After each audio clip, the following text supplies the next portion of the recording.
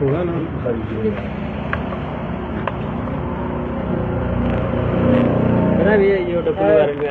EOW में आए हैं, क्या विषय था और काहे का भ्रष्टाचार है? देखिए, अपने आप में एक अजीब टाइप का भ्रष्टाचार है और भ्रष्टाचार प्रमाणित है। कोई हम आरोप बस लगाने नहीं आए। ईओडब्ल्यू इसलिए आए क्योंकि जिस जगह की हम बात करने आए हैं ये शहडोल संभाग का मामला है और शहडोल संभाग भी रीवा ईओडब्ल्यू के अंतर्गत क्षेत्र में आता है। आपने सुना होगा एक कहावत कि जहाँ जहाँ संतन के पाँव पड़े, संतन के पाँव पड़े और संत के पाँव पड़े, एक ये कहावत थी। वहाँ संत अच्छा काम करता है। पर एक मध्य प्रदेश में हमारे रीवा का विधायक जो वर्तमान में उप मुख्यमंत्री भू माफिया व्यक्ति, आपने देखा होगा रीवा की लगभग सारी जमीन खरीद बेच लिया।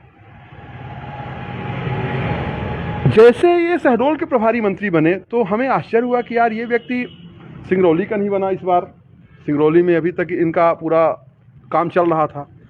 इंदौर और भोपाल का नहीं बना, हालांकि इन्होंने अपना काफ़ी प्रयास किया। गडकरी के पास गए, मोदी के पास गए, शाह के पास गए कि हमें अच्छा जिला दे दो, पर इनको शहडोल का बनाया गया।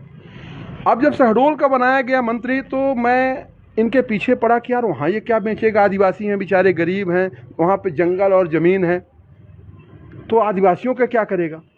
फिर एक मुझे गांव मिला, शहडोल ज़िले का व्यवहारी जो ब्लॉक है, व्यवहारी विधानसभा भी है, उस व्यवहारी गांव में एक गांव मिला खड़ौली। खड़ौली में 3 प्रकार की ज़मीन, पूरे गांव की बात बता रहा हूँ, एक मध्य प्रदेश शासन की ज़मीन, एक शरनोई की ज़मीन और एक गैर हकदार की ज़मीन।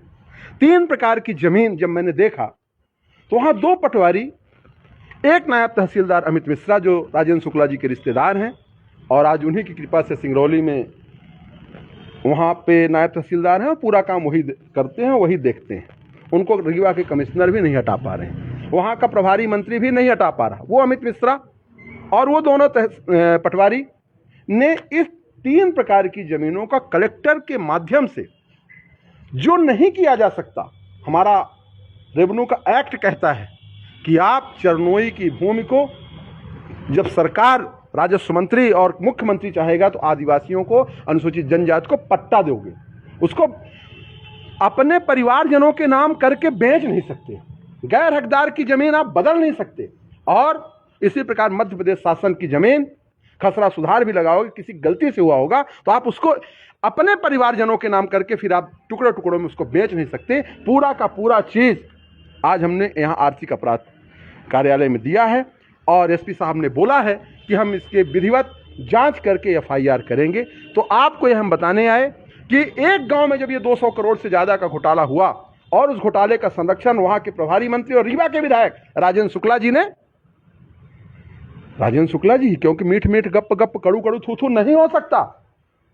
सारी क्रेडिट ले लोगे कि ये वाला फ्लाईओवर हमने बनाया, ये वाला फ्लाईओवर इसलिए बनाता है कि उसमें सबसे ज़्यादा इसको भ्रष्टाचार का कमीशन मिलता है, 50% का कमीशन मिलता है। जितने भी फ्लाईओवर बने, चलो आप मेरे साथ, वहाँ पर खच्चे उड़ गए, वहाँ छड़ निकल आए, गड्ढे हो गए, और उन्हीं फ्लाईओवर में जो कंक्रीट के फ्लाईओवर बनते हैं उसमें बाद में डामरीकरण करता, पता नहीं कहाँ से, किस इंजीनियरिंग कॉलेज से सिविल इंजीनियरिंग किया है।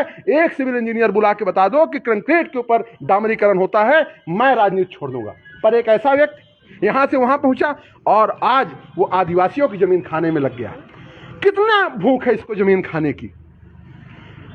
यदि एक गांव में ये लगभग 100 एकड़, तो आप यदि हम सभी कागज सभी गांवों का ढूंढेंगे, शहडोल का ढूंढेंगे, उमरिया अनूपपुर का ढूंढेंगे, जहाँ जहाँ आदिवासियों की ज़मीनें ढूंढेंगे, तो आपको पता चलेगा ये आदमी अकेले 10,000 एकड़ ज़मीन खा चुका होगा। और इसको ऐसे कोई अमित मिश्रा, कोई तिवारी, कोई शुक्ला, वहाँ पटवारी और तहसीलदार के गैंग मिला होगा और उनके माध्यम से लूट लिया होगा। ऐसा यहाँ पे हम लोग ईओडब्ल्यू के पास आए और मुझे पूरा भरोसा है कि ये यहाँ पे एफआईआर होगी।